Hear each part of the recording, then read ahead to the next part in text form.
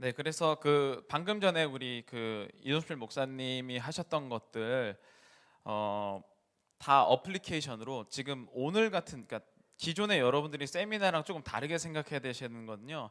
지금 여기서 하는 그 하나님 나라 킹덤 처치 세미나는 여기서 하는 게 아닙니다. 여기에서는 소개를 하고 어플리케이션에 이게 실제 강의, 그다음에 성도님이랑 한 거 이런 것들이 다 앱에 들어가 있습니다. 그래서 그 앱에 가입을 하시게 되면 본인이 공부하시는 그런 이제 것이기 때문에 저도 이렇게 챌린지하는 강의를 듣고 제가 스스로 목사님 걸 들으면서 연구하면서 이번에 또 제자 훈련을 진행을 했기 때문에 여러분들이 여기에서 내가 오늘 배워서 뭘 하겠다라기보다는 오늘 내가 인사이트를 받고 어떤 부분을 목회에서 어떻게 활용하겠다, 네, 이렇게 생각을 하시면 될 것 같습니다. 그래서 이 킹덤 처치 세미나 중에 이 인문학적 설교도 있지만 전체 이제 그 성도님들과 함께 나눈 하나님 나라 제자 양육이라는 게 제자 양육이 있는데 그 부분에 대해서 저희 교회가 2월부터 바로 지지난주 수요일에 마쳤습니다. 그래서 일단은 한국에서 만들어진 것들이기 때문에 이민 사회에 바로 적용하기가 쉽지 않습니다. 그래서 제가 이 부분을 저희가 어떻게 적용했는지를 좀 말씀드리고 싶은데요. 순서를 앞에 보시면 먼저 이제 저희 성도님들 네 분이 여기 앉아 계신데요. 이제 제가 보니까 직분이 좀 더 이렇게 위에부터 장로님부터 그다음에 안수 집사님, 그다음에 일반 집사님, 그리고 청년까지 이번에 저희 여기 참여했던 분들, 저희는 한 40 몇 분 정도가 이번에 19주를 수료를 하셨고 그 중에서 어떻게 보니까 너무 많아서 여자분이 한 분도 안 계신데 네, 어쨌든 네 분이 먼저 소감을 발표해 주시고 여기에서 이제 그 이종필 목사님을 굉장히 난처하게 만든 분들도 있기 때문에 네, 좀 그런 분들도 있다. 그러니까 뭐 제가 이렇게 해달라라는 게 아니라 네, 그렇게 해서 하실 거고요. 두 번째는 제가 이제 제자 훈련의 필요성에 대해서 잠깐 이야기를 나누고, 세 번째는 이 하나님 나라 제자 훈련이 뭐가 좀 다른가, 네, 독특성이고, 그 다음에 간단하게 결론을 해서 저도 이제 그렇게 마치도록 하겠습니다. 그래서 여러분들 그 우리 성도님들이 계시기 때문에 조금 목사님들이시잖아요. 그래서 더 잘 봐주시고 잘 들어주시고 또 응원해 주시면 감사하겠습니다. 네, 그래서 첫 번째 소감 발표, 하나님 나라 제자훈 1기 저희 올림픽 장로교회 2024년인데요. 첫 번째 우리 이태경 장로님께서 나오셔서 먼저 말씀해 주시겠습니다. 네. 안녕하십니까. 저는 올림픽 장로교회 이태경 장로입니다. 귀한 목사님들을 모시고 이 자리에 선다는 것이 축복인 줄 알면서도 사실 엄청난 부담감을 안고 서 있습니다. 더 은혜 많이 받으신 장로님들이 계신데요. 왜 내가라는 생각이 들었는데, 가만히 생각해 보니까 2, 3년 후에 제가 리타이먼을 하자고 계획하다가 본의 아니게 지난 4월에 은퇴하고 지금 저희 교회에서 직업이 없는 유일한 시무장로가 바로 저희기에 우리 담임 목사님께서 이 자리에 저를 세우신 것 같아서 그런 것 같습니다. 자, 어쨌거나 이 시간을 위해서 부족한 저를 하나님께서 예배하시고 사용하심을 믿고 감사드립니다. 저는 믿지 않는 집안에서 태어났지만 유년주일 학교부터 교회 나가 지금까지 믿음 생활을 하고 있습니다.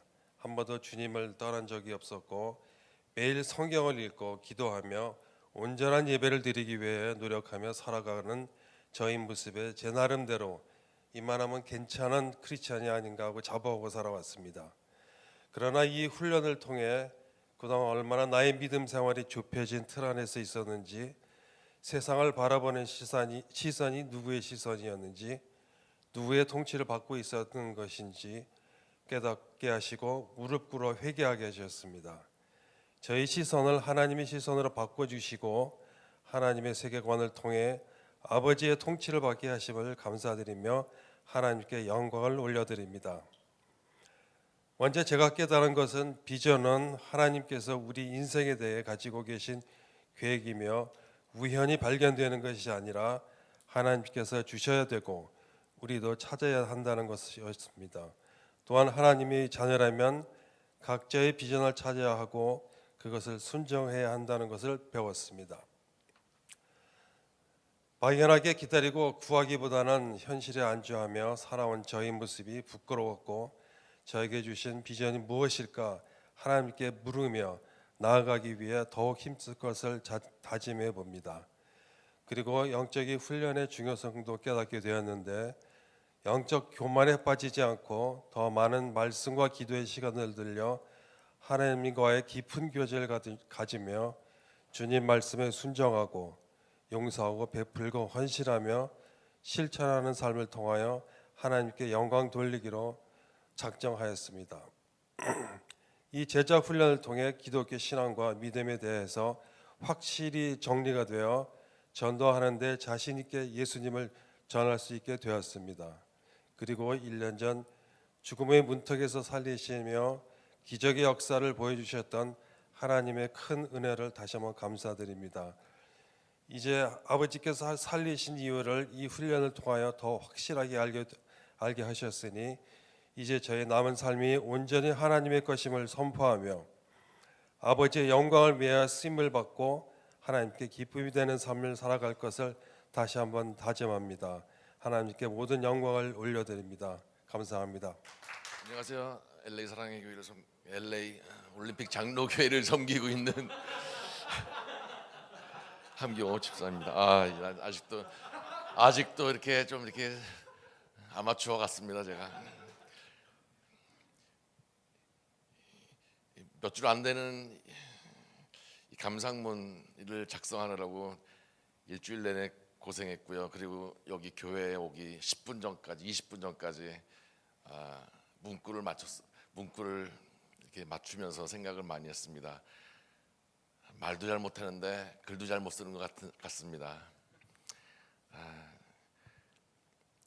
말씀드릴게요. 저는 지난 3년간 이수호 목사님의 말씀과 1:1 양육을 통해서 이미 많은 변화와 그 풍성한 은혜를 경험했기에 이번 세미나에서는 과연 무엇이 있을까 하는 기대감을 가지고 킹덤 제자 훈련을 시작하게 되었습니다. 이렇게 시작된 제자 훈련은 결론적으로 저에게 매우 유익한 시간이었다고 말씀드릴 수 있습니다. 매 주마다 소중하고 귀한 의미가 있었던 강의였지만 특별히 초반에 나오는 복음, 하나님의 통치, 기독교 세계관 등은 피곤한 육신과 영을 확 깨우는데 조금도 부족함이 없는 심령을 울리는 내용이었고 모든 성도들이 함께 들었으면 너무 좋았을 텐데 하는 아쉬움을 남기기까지 했습니다. 어느덧 총 19주의 훈련을 마친 지금 제가 훈련 전과 훈련 후 달라진 점이 무엇이냐고 질문을 받는다면 저는 내 영혼이 더 예리해졌고 또한 풍성해졌다고 말씀드리고 싶습니다. 그것은 아마도 영분별의 능력이 이전보다 훨씬 향상되었기 때문이기도 하고 또 예수 그리스도의 세계에 더 깊이 들어가게 된 것과 그리스도의 통치에 순응하고자 하는 마음이 더 강하게 생겨났기 때문이 아닌가 싶습니다. 제가 받은 이런 은혜들은 구체적으로 가난한 자나 억압받는 자 또는 무언가에 중독된 자 그리고 예수를 믿지 못하는 자들을 볼 때마다 그 사람들을 향하신 하나님의 마음이 생각나서 지나가면서 기도하는 경우가 아주 많아졌습니다. 그리고 동물들, 식물들 등 이런 생명체를 대하는 제 마음도 달라진 것을 저는 발견하게 되었습니다. 또 전에 없었던 교회를 잘 섬겨야겠다는 마음, 성도를 잘 섬겨야겠다는 마음도 더 하여졌고 믿음 생활도 냠이야 어떻게 하든 나 혼자만 묵묵히 잘하면 되지 뭐 하는 생각도 변하여 같이 잘하여야 한다는 생각으로 바뀌게 되었고 그 와중에 사명도 발견하게 되었습니다. 또한 하나님을 섬기는 것이 왜 이리 재미없지, 왜 이리 힘들지 라는 마음속 외침이 어느덧 나도 모르게 사라져버렸음을 발견하기도 했습니다. 또 마지막으로 무언가 결정해야 하는 순간을 마주하게 되었을 때 하나님 쪽을 선택하게 되었다는 것이었습니다. 이렇듯 킹덤 제자 훈련은 너무나도 많은 은혜를 매 시간마다 부어주셨고 저를 근사한 그리스도인으로 변화시켜 주셨습니다. 저는 이 킹덤 제자 훈련을 꼭 추천드리고 싶습니다. 우리가 앉아 있었던 그 자리에 계속 편안히 안주하고 있는다면 우리는 자신도 모르게 냄비 속의 개구리처럼 이유도 모른 채 죽어갈 것이기 때문입니다. 우리에겐 인생에 걸쳐 대적할 자가 있는데 그 적이 얼마나 교묘히 우리 교회와 가정에 깊이 파고 들어와 있는지, 어떤 방법으로 우리의 눈과 귀를 혼탁하게 하고 있는지, 우리의 선택에 어떤 영향을 끼치고 있는지를 잘 파악하여야만 하겠는데, 이 훈련은 그러한 일을 만났을 때 큰 도움이 될 것을 확신합니다. 그리고 나아가 우리 성도들, 저를 비롯한 우리 성도들이 이 시대에 어떤 마음으로, 어떤 시각으로, 그리고 어떻게 살아야 하는지도 길을 알려주고 있습니다. 어느덧 19주 훈련이 다 끝났습니다. 그러나 또 시작인 것을 알고 있습니다. 세상과 싸워 승리하고 싶습니다. 하나님을 기쁘게 하고 싶습니다. 그리고 사명을 다한 그리스도인으로 살다가 하나님을 만나고 싶습니다. 성령님께서 오래도록 이 훈련이 기억이 남도록 역사해 주시고 필요할 때마다 기억나게 해주실 것을 믿습니다. 지금까지가 글 쓰는데 소질이 없는 제가 나름대로 소감을 정리한 내용이었습니다.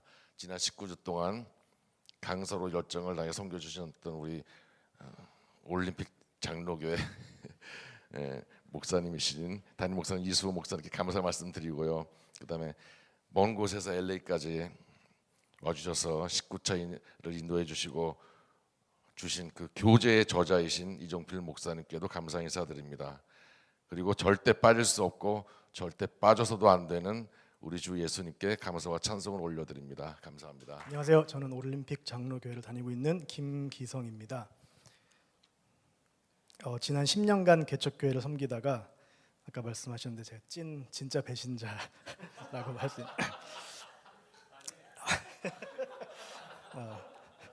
올해 1월부터 본 교회를 다니게 되었습니다. 저를 처음에 이 교회로 인도해 주신 저와 친한 집사님께서 말씀하시기를 우리 교회는 점심도 없고 예배 끝나고 소그룹 모임만 잠시 하고 바로 끝난다고 하셨는데, 오자마자 19주 제자 훈련을 한다는 소리를 듣고 배신감을 좀 느꼈지만 그래도 순종하는 마음으로 시작하게 되었습니다. 저는 안식교 가정에서 태어나 굉장히 율법적인 가정에서 자라서 예수님을 잘 알기보다는 구약에 나와 있는 하지 말라는 것들만 잘 지키는 그런 생활을 하다가 저 20대 때 하나님을 개인적으로 만났고, 그리고 10년 전 개척교회를 함께 돕고 섬기다가 그곳에서 이제 공동체 중심의 삶을 중요시하는 하나님 나라의 그런 대한 컨셉만 이해하는 정도로 신앙생활을 하고 있었습니다. 하지만 저를 포함한 대부분의 교인들이 상대주의에 빠져 있었고, 그것은 문화처럼 퍼져서 무서울 정도로 저를 하나님과 멀어지게 만들었습니다. 세상과 계속해서 타협하며 살고 있는 저의 모습을 보았고, 계속 이것은 아니다라는 생각은 계속 들고 있었습니다. 하나님 말고 저를 행복하게 하는 것은 너무나도 많았고, 말로는 예수님을 외치면서도 하나님을 따르고 진짜 내 삶의 주인으로 생각하지 않았습니다.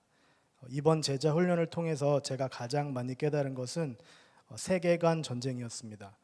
평생 그것을 생각하고 훈련하지 않으면 다시 또 상대주의에 빠지고 세상의 세계관에 지배당할 것이기 때문에 정말 큰 결단을 하고 공동체와 함께 서로 훈련하며 나가야겠다는 생각을 했습니다. 의식적으로 계속 제 자신과 제 가족들, 특히 제 아이에게 하나님 나라의 세계관을 심어주는 노력을 목숨 걸고 해야겠다고 다짐하였습니다. 하나님만이 진리라는 것을 내가 먼저 믿고 삶의 모든 행동에서 그 열매가 보여야 하겠고, 혹 넘어지더라도 진짜를 알기 때문에 가짜는 자연스럽게 구별될 수 있도록 계속해서 진짜만을 보는 훈련을 해야겠다고 다짐하였습니다. 또한 타협하지 않는 것이 제일 중요하다고 생각했습니다.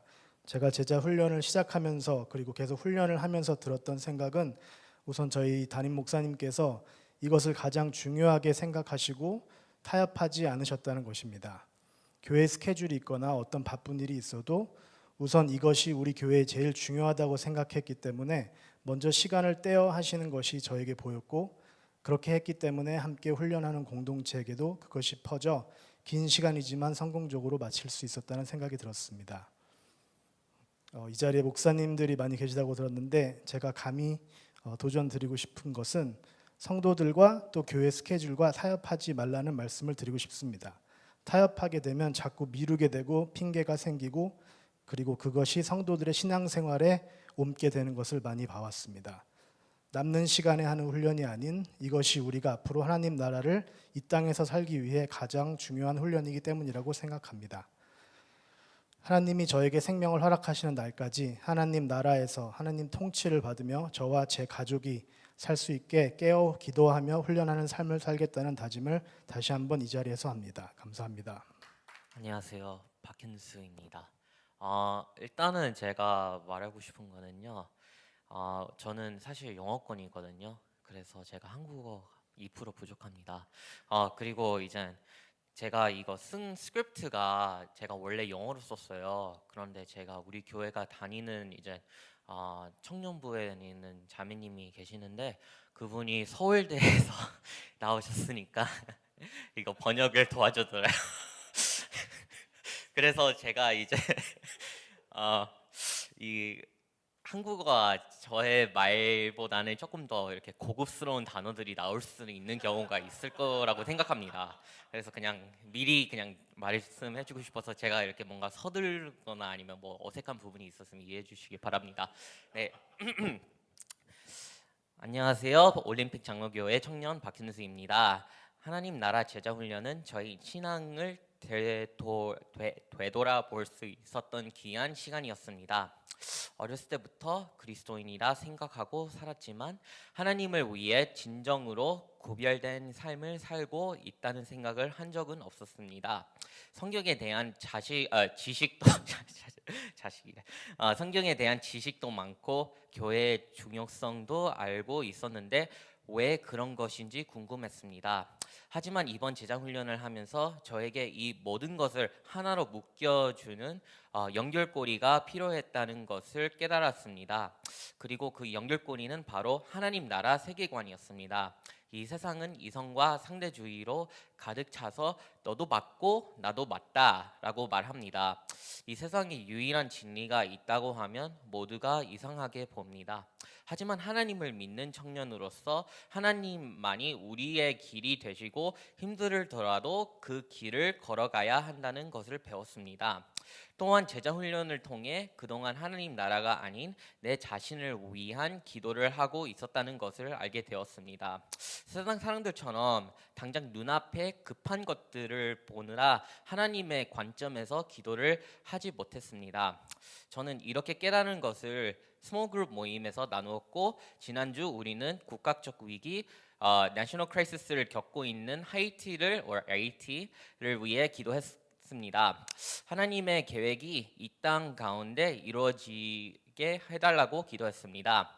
이처럼 제자 훈련은 저에게 큰 도전을 주었고 하나님께서 제 인생을 통해 계획하신 비전에 더 가까이 갈 수 있는 기회를 주었습니다. 앞으로도 배웠던 것들을 잘 기억하면서 하나님 나라를 위해 기도하고 어려운 사람들 위해 헌신하는 삶을 살기 위해 노력할 것입니다.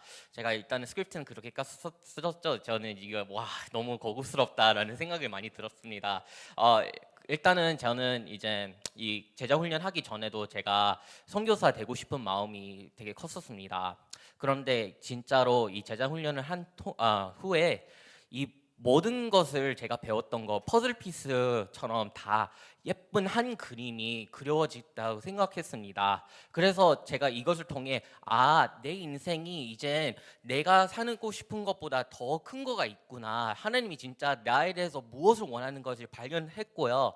저는 진짜 고아들 대해서 생각을 많이 하게 되었습니다. 고아들을 섬기고 고아들한테 사랑을 보여주고 싶고 언젠가 저도 고아를 이제 어댑트할 수 있는 기회를 하나님 주셨으면 저는 진짜 그것을 받고 싶습니다. 왜냐하면 왠지 그냥 그 마음이 있었어요. 저도 사실 부모님이 있긴 있지만 사랑은 많이 안 받은 것 같았어요. 그래도 하나님이 저한테 어댑트하고 하나님의 나라의 백성 될 수 있게 저를 이제 공헌을 했으니까 저도 마찬가지로 이 사랑을 받으면서 다른 사람들한테 그 사랑을 전달해주고 싶은 그 마음으로서 이 제자 훈련이 진짜 저한테 중요한 애셋, 중요한 능력, 중요한 웨폰이라고 생각합니다. 그래서 저는 지금 스크립트 없이 그냥 이렇게 말하지만 그런데 진짜 성령님이 잘 인도하시는 것 같아서 너무 감사하네요. 그런데 진짜 말해주고 싶은 거는 진짜 이 세대가 많이 다르다고 생각합니다. 그래서 저는 이 청년으로서 우리가 이제 청년들이 하고 싶은 대로 다 하고 싶지만 결국에는 우리가 진짜 무엇을 하고 싶은지 진짜 모르는 것 같습니다. 그런데 하나님을 통해 우리는 비전을 갖고 우리가 하나님의 나라를 선포할 수 있는 백성들 될 수 있게 바랍니다. 감사합니다. 혹시 그 이제 제자 훈련의 필요성에 대해서 말씀인데 여기 4개 있는데 요거 좀 나눠 주셔서 이게 이제 이거 뭔지 아시죠? 헤어 마사저잖아요. 요거 가까운 데 있는 분들끼리 보시면 됩니다. 이제 제가 이제 제자 훈련에 4개밖에 없습니다. 그래서 한 분이 들고 보시면 돼요. 네, 주변에 같이 보시면 되고요. 제자 훈련의 필요성에 대해서 제가 생각하면서 이것이 생각났는데 여러분 이게 그 헤어 마사저인데 길이가 다릅니다. 갖고 계신 분이 있으시면요, 이걸 드시고 긴 것 짧은 것이 긴 것 짧은 것이 다르거든요. 긴 걸 한번은 이렇게 쳐보시죠. 그러면 긴 것을 한번 쳐보시면 뭐가 떨리나요? 긴 것들만 떨립니다. 그럼 밑에 짧은 걸 한번 쳐보시죠. 그러면 짧은 것만 흔들립니다. 긴 거를 치면 긴 것만 흔들리고요. 짧은 걸 치면 짧은 것만 흔들립니다. 본인이 잘 치셨다면. 이거를 사실 제자 훈련의 필요성은요, 진동수가 같아야 되는 거죠. 분명히 우리가 생각할 때는 치면 주변에 있는 것만 흔들린다고 생각하지만 실제로는 진동수가 같은 것만 흔들리게 되어 있습니다. 우리가 교회에 다 있다고 생각하지만 결국에는 같은 진동수를 가진 철사만 더 크게 진동을 하거든요. 이거를 좀 아시는 분 아시게 공명이라고 부릅니다. 그래서 특정 고유 진동수를 지닌 물체가 그와 같은 진동수를 가진 힘을 주기적으로 받을 경우 진폭과 에너지가 크게 증가하는 현상, 공진이라고도 하는데요. 제자 훈련은 우리가 한 교회 안에 있지만 같은 진동수를 갖고 있느냐를 확인하는 작업입니다. 아까 우리 이종필 목사님도 말씀하시고 저희 교회 성도님들 참 4분이지만 똑같은 훈련 받았지만 굉장히 다르다는 모습을 확인할 수가 있죠.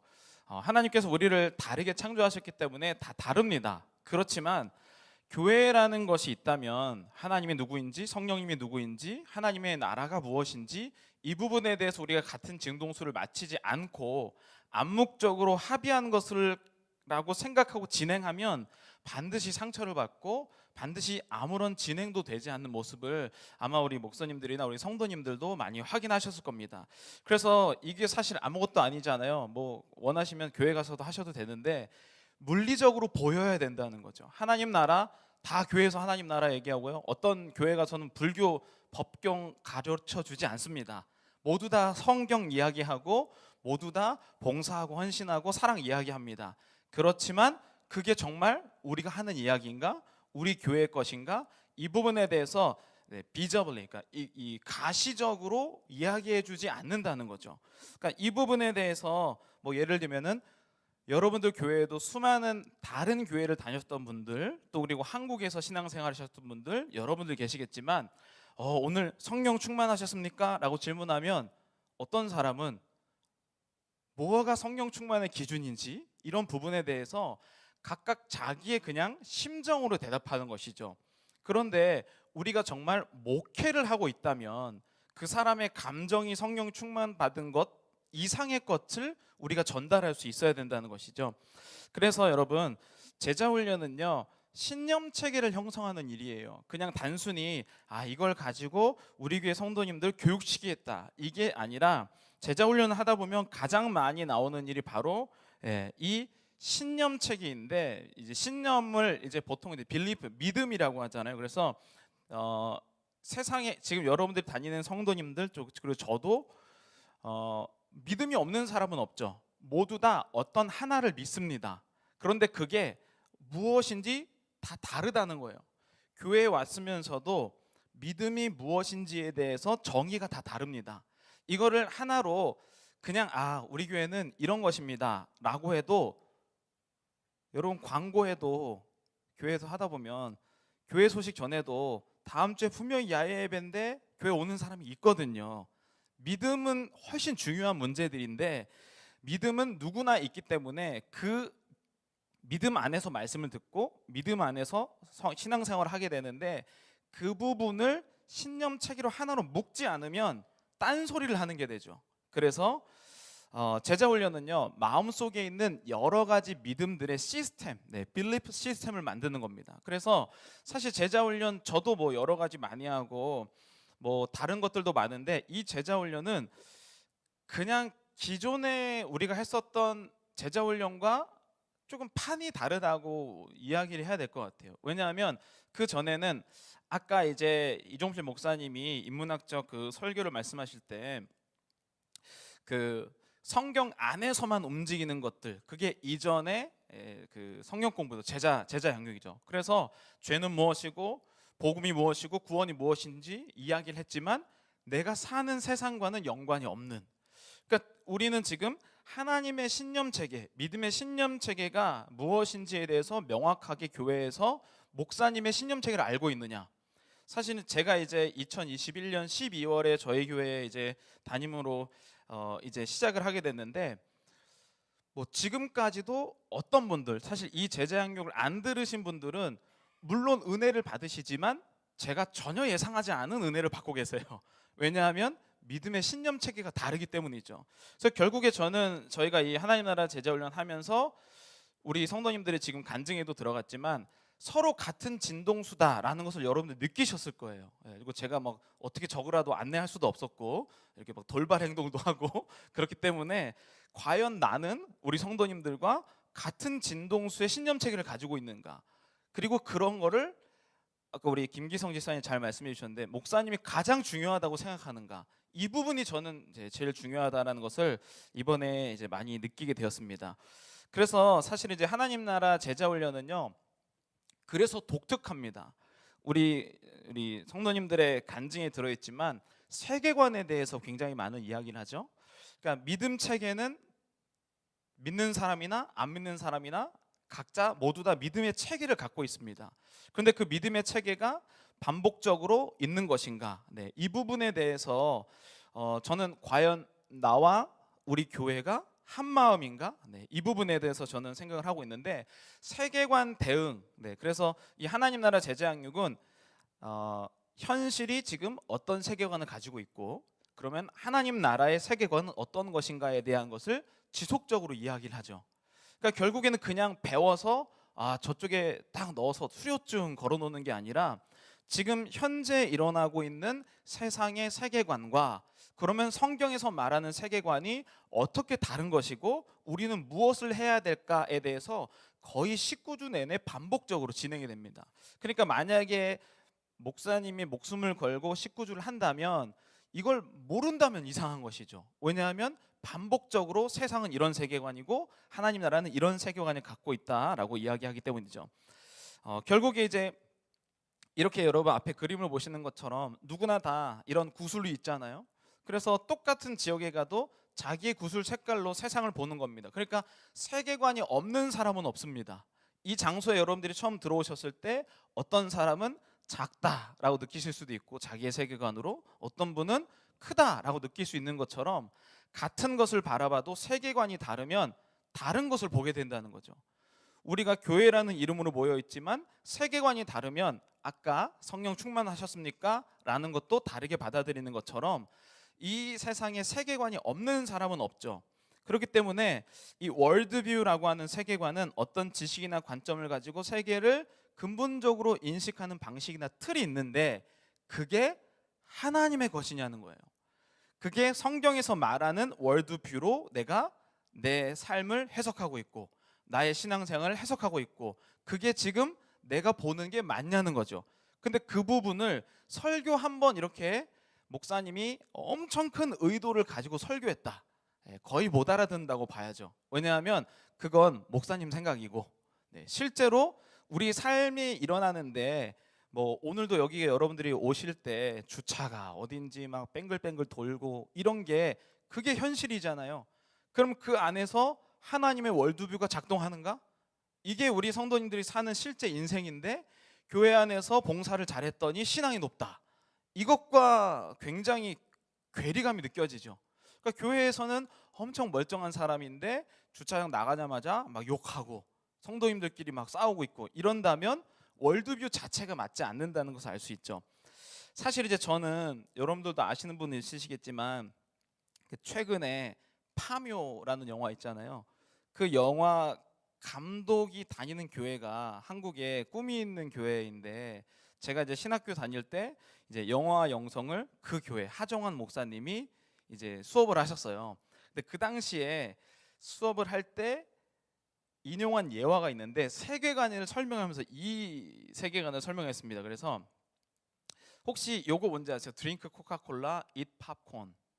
1957년에 제임스 바케리라는 사람이 그쵸? 실험했다고 하는 그래서 3,000분의 1초에 한 번씩 극장에서 눈에는 안 보이지만 저 드링크 코카콜라, eat 팝콘을 보여줬을 때 코카콜라 판매량이 18% 증가했고 팝콘이 58% 판매량이 증가했다. 4년 동안의 실험이라고 그렇게 얘기한 적이 있어요. 그렇죠? 이거 들어보셨죠? 그래서 무의식이 중요하다. 이만큼 세계관이 중요하다라고 그렇게 제가 배웠거든요. 자, 근데 이게 어떤 사건이 또 나타나는데 그게 뭐냐면 여러분 혹시 이거 혹시 그 음악 좋아하시는 분들 1970년대에 나온 음악인데 앨범인데 근데 저는 이제 이 세계관은요 무의식보다 큰 개념이라는 것을 하게 됐는데요. 1985년 12월 23일 날 제이라고 제임스라는 사람의 총격 사건이 있었어요. 두 18살의 애가 총을 가지고 자기 여기를 쏜 거예요. 그래서 한 명은 죽고 한 명은 살아났는데 이 부모들이 소송을 합니다. 어디에 소송을 했냐면 CBS 레코드에다가 소송을 해요. 왜 그랬냐? 아까 코카콜라, 드링크 코카콜라, 잇 팝콘 요거처럼 이 음악에 지금 앨범 재킷이거든요. 이 앨범 재킷을 보고 총을 가지고 관통하는 무의식이 작동해서 자살했다. 예. 그래서 이 주다스 프리스트라는 여기를 상대로 고소를 하죠. 예. 그러면 여러분 이거 어떻게 됐을까요? 이 부모가 이겼을까요? 아니면은 CBS 레코드가 이겼을까요? 승소를 누가 했냐면 앨범 판매자 CBS 레코드가 이겼어요. 무의식이 이 정도까지 영향력을 못 미친다는 거예요. 왜 그랬냐면 결국에는 물론 이런 것이 영향력을 미칠 수 있지만 사람을 완전히 바꿔놓지는 않는다는 거죠. 근데 문제는 뭐였냐면 이 지금 CBS 레코드가 승리한 게 문제가 아니라 이 재판을 다루면서 변호사들이 아까 있었던 이 코카콜라 사건을 꺼내기 시작한 거예요. 학생들의 부모님은 봐라 여기 드링크 코카콜라, 이 팝콘 이것 때문에 무의식이 영향력을 미치지 않았느냐라고 근거를 삼아서 얘기했는데 1957년에 이걸 얘기했는데요. 알아보면요 1962년에 밝힙니다. 이 제임스 바케리가 실험을 한 적이 없다고.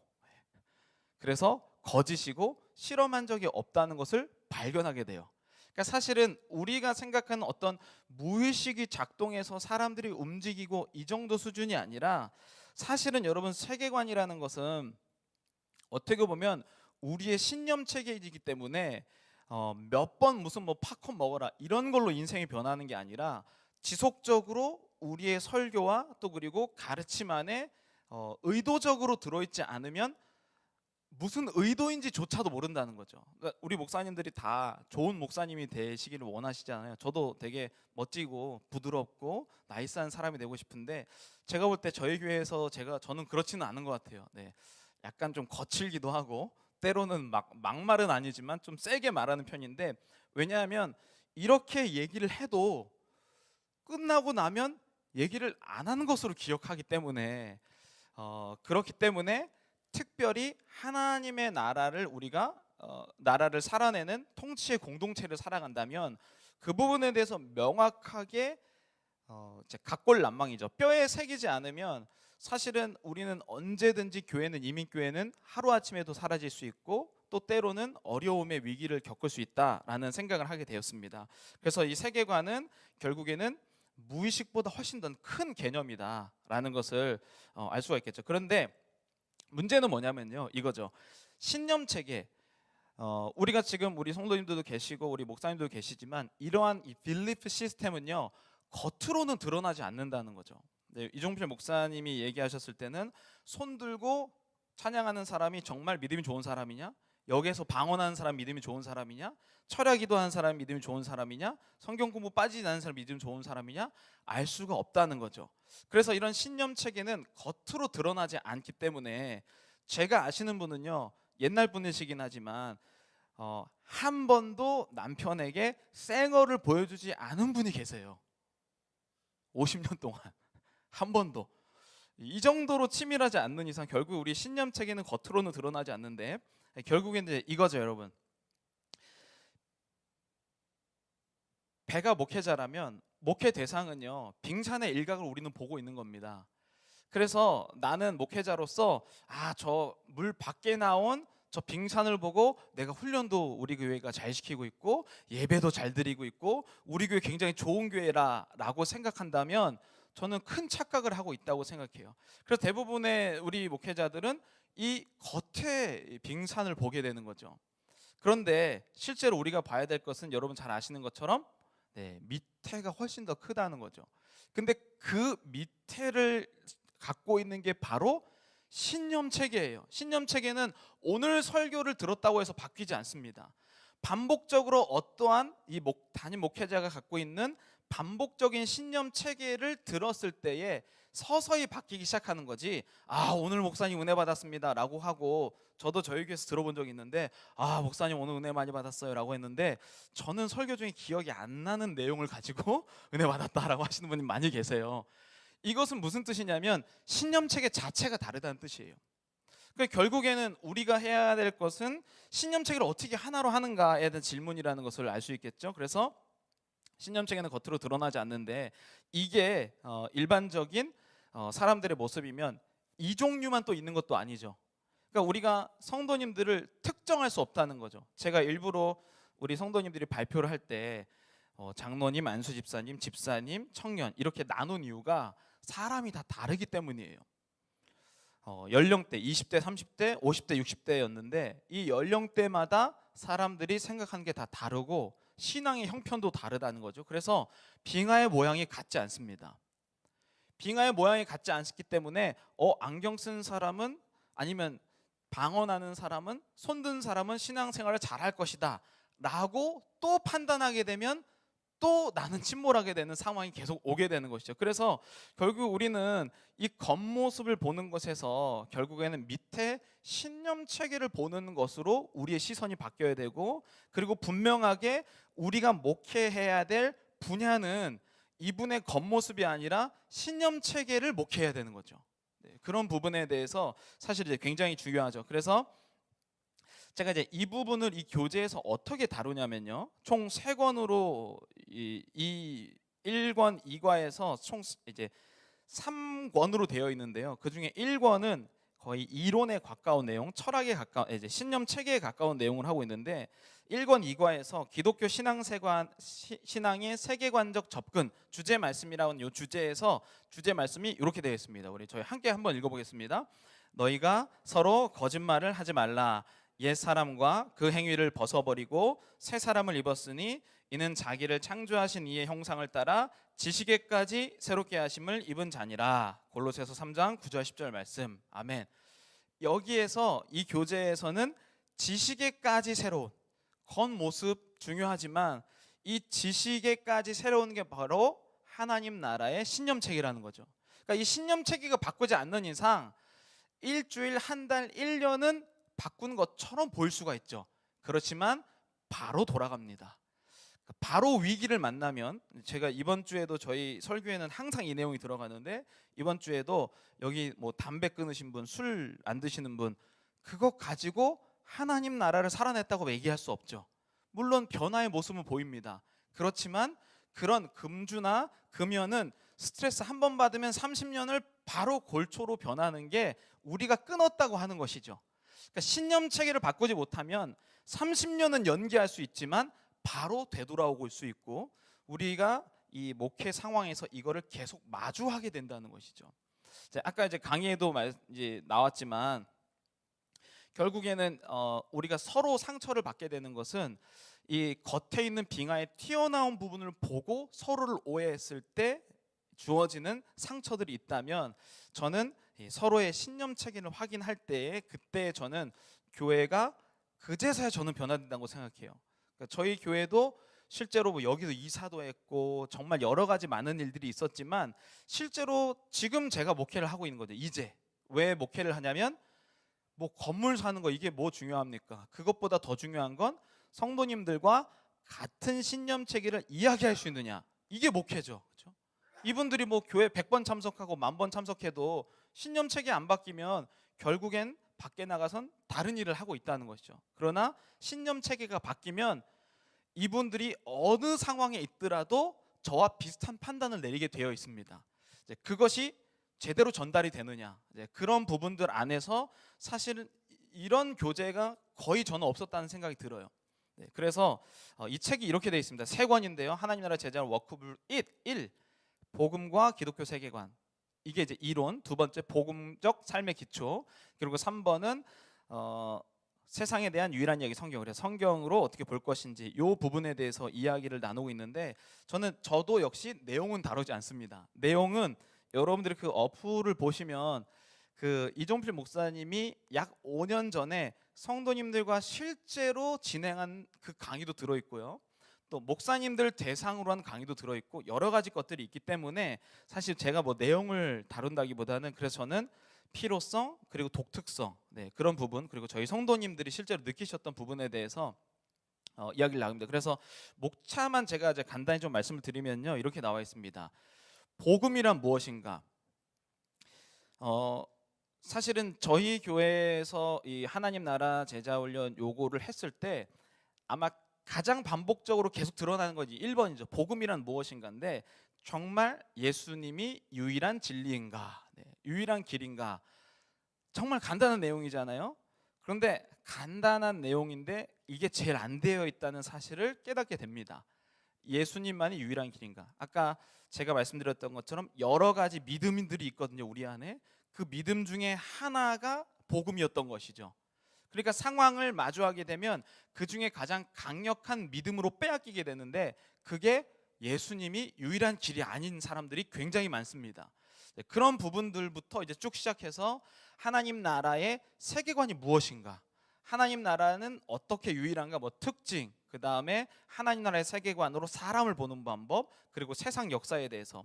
아까 저희 성도님들의 발표도 나왔는데 상대주의, 뭐 진보, 신화, 이런 모든 부분들이 다 이 책에 나오는 내용들이기 때문에 사실은 이제 이 신념 체계를 어떻게 통일할 것인가, 이게 일과가 거의 이론에 가까운 부분들이 있는데 여기가 제일 어려워요. 여러분들 해보시면 아실 텐데 생전 해보지 않은 성경 공부입니다. 네. 그래서 저도 정말 공부를 많이 했어요. 왜냐하면 방금 전에 여러분들이 강의 들으셨겠지만 이종필 목사님은 막 우리가 알지도 못하는 이런 막 사실들이 막 나오잖아요. 막 고전 나오고. 그러니까 이런 부분들을 저 같은 평범한 목회자가 설명을 하려면 내 식으로 우리 성도님들에 맞게 컨버팅하는 작업이 필요한데, 저는 그게 굉장히 좀 시간이 오래 걸렸어요, 저한테는. 그래서 우리 LA의 1세대 중심 교회 안에서 하는 부분들, 그래서 조금 시간이 걸렸지만 그럼에도 불구하고 목회자에게 또 가장 좋은 시간입니다. 나는 정말 유일한 복음을 갖고 있는가? 나는 하나님의 세계를 갖고 있는가? 네, 그 부분이 이제 여기서 다루고, 2권에는요 복음적 삶의 기초죠. 이제 실제 삶. 그래서 아까 이제 그런 부분들을 다루고, 여기에서는 그리스도인이 된다는 것의 의미, 신앙과 삶의 일치, 세상 속의 그리스도인, 복음을 통한 공적 영역의 회복, 하나님 나라를 구하는 기도, 복음을 증거하는 삶. 네, 요것도 사실 굉장히 실제적인 부분에 대해서 나옵니다. 그래서 요 부분도 성도님들이 굉장히 좀 잘 깨달으신 부분이고, 그리고 마지막 3권은요 이제 성경이고, 그리고 우리가 그동안 교회에서 많이 다뤘던 것들이거든요. 성경, 그 다음에 창조와 타락, 그리고 이스라엘과 성경의 관계를 생각보다 모르시는 분들이 많아요. 그래서 무슨 백투 예루살렘 막 이런 거 막 따라가고, 그러니까 이 부분이 해석이 돼야 하나님 나라를 이해할 수 있는데, 그런 부분들을 사실은 우리는 설교 안에서 언뜻 얘기하지만 직접 대놓고 얘기해도 서로 이해가 안 되는데 언뜻 얘기한다고 당연히 이해를 못 하시겠죠. 그러니까 그런 부분들, 예수님을 통한 구원, 하나님 나라의 도구, 성령이 아까 말씀드렸던 성령 충만함을 어떻게 컨펌하는가, 그리고 하나님 나라의 완성 이제 종말까지 이렇게 얘기를 합니다. 그래서 요게 667 해서 총 19제가 걸렸고 한 번당 1시간 반 정도가 계속 걸려요. 그러니까 이게 막 사람들 얘기 안 하고 강의자만 한 1시간에서 1시간 반 정도, 그 강의의 능력에 따라 다르겠지만 저는 못하기 때문에 말만 많아서 1시간 반이나 걸렸는데요. 어쨌든 내용이 많고 그 다음에 굉장히 중요한 내용이기 때문에 이 부분에 대해서 성도님들이 굉장히 관심이 많으세요. 물론 우리는 다 해봤는데 저희 교회도 엄청 훈련 많이 했었다. 안 해본 훈련이 없을 정도로 했었는데요. 이렇게 얘기한 적이 없기 때문에 다 그냥 성경은 성경이고 창세기 1장에 뭐가 있고 2장에 뭐가 있고 죄는 무엇이며 이런 얘기만 하기 때문에 그런 얘기는 여러분 웬만하면 다 아세요. 여러분 다 아세요. 그리고 이런 훈련을 들으신 분은 웬만하면 다른 훈련도 받으셨던 분들이기 때문에 정말 우리 교회에서 필요한 게 뭔가, 우리 성도님들의 신앙 상태에 뭔가라는 부분이 사실 제일 중요했죠. 그래서 이런 것들이 중요한 겁니다. 정말 같은 진동인가? 이런 것들을 이게 뭐 쇼맨십 같은데요.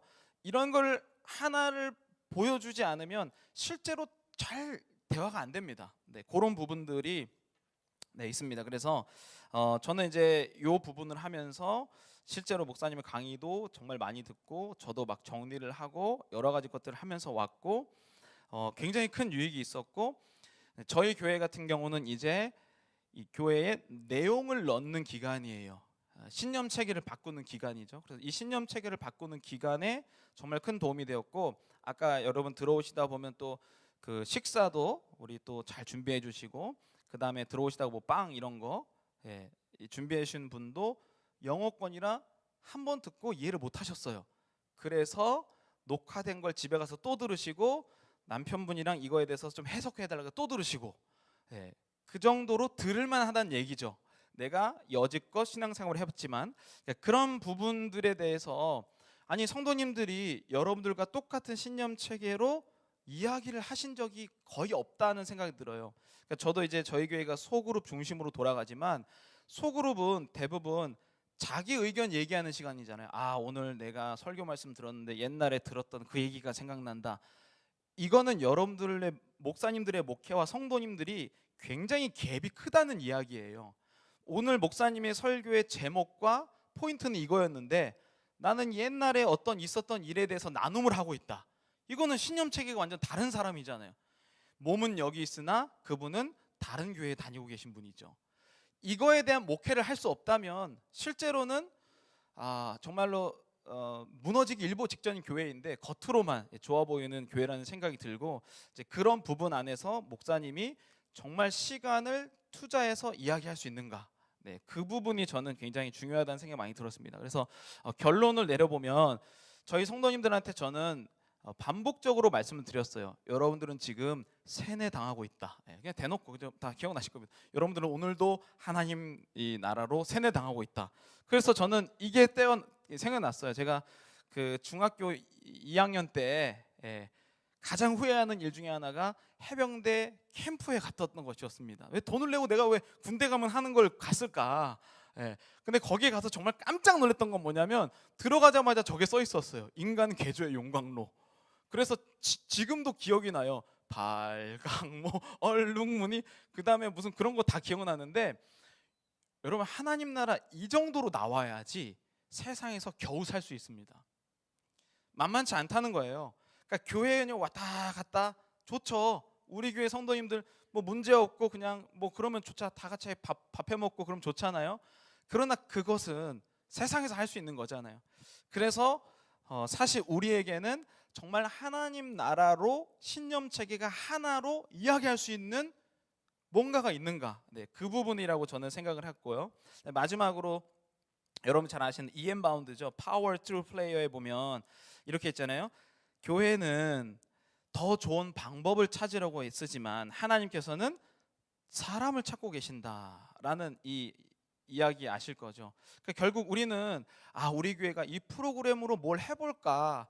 우리 교회가 뭐 의자를 바꿨더니 여러분 의자 바꿔서 온 성도님을 신념 체계가 변화되지 않으면 의자 더 좋은 교회로 아까 5만 원이라고 했나요? 5만 원이면 간다고요, 그렇죠? 그러니까 우리가 생각하는 건 우리 교회가 어떤 방법으로 부흥시킬까? 저는 제가 매번 이 제자형 때 말씀드렸는데요. 부흥은 교회의 목적이 될 수 없다예요. 부흥은 교회의 목적이 될 수 없고요. 우리의 신념 체계가 변하면 부흥이 열매로 주어지는 거죠. 이거가 정말 성도님들도 그렇게 생각하고 있느냐예요. 성도님들 그렇게 생각하지 않는 분들 많으시잖아요. 교회는 저희 교회도 지금 보시면 알겠지만 간판이 없어, 그렇죠? 간판이 없으면 교회 안 되잖아요, 그렇죠? LA에서 간판 보고 와야 되는데. 그런데 여러분 신념 체계가 변한다는 것은 간판을 뛰어넘는 거거든요. 그러니까 그런 부분에 대해서 저는 사실 하나님 나라 제자의 양육을 하면서 저희 교회에는 큰 도움이 되었고 이제 이 길을 또 가을에 준비하고 이제 이걸로 가지고 이제 성경 관통으로 또 성경 읽는 훈련을 하기 시작했는데 뭐 결론적으로 말씀드리면 바로 저는 그거죠. 방법이 아니라 신념 체계를 바꾸려면 목사님들이 뭐 교재를 만드시든지 여러 가지 노력을 해보시겠지만 사실 이제 저는 저도 이제 여러 교재들이나 많은 부분을 해봤지만 굉장히 저희 교회와 이 상황에는 굉장히 유익했고 또 잘 맞았다. 그래서 여러분들도 상황에 맞게 하시면 뭐 또 LA 계시니까 저한테 물어보시면 또 저도 좀 말씀해 드리고 하면서 저희 교회의 사례 발표를 마치도록 하겠습니다. 네, 감사합니다.